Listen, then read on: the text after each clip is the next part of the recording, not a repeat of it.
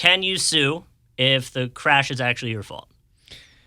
So I think when people ask me that question of whether they can sue if the crash was their fault, I think it's important to think about what the Florida rule is in terms of fault, because fault is not necessarily a black or white thing.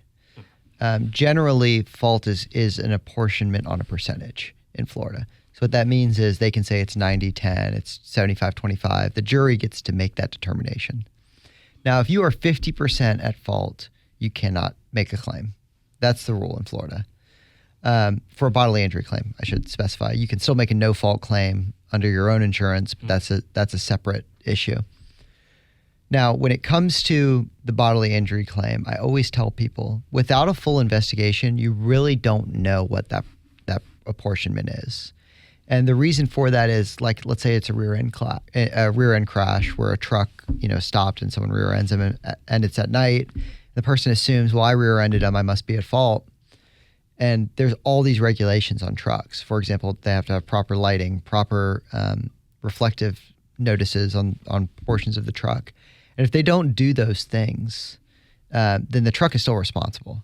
Mm-hmm. And so I always tell people, before you try and make a snap judgment after a crash of who's at fault, you really have to let things play out. You never know the speeds of the vehicles. You never know whether someone's lights were on. You never know whether someone took some evasive action because of something else on the road that caused something to happen in the crash. How do you guys go about proving some of those things? I guess if someone comes to you and says, I'm definitely at fault here, and you're like, well, I'm going to look into blank, blank, blank, these things will tell us that or tell us a different story.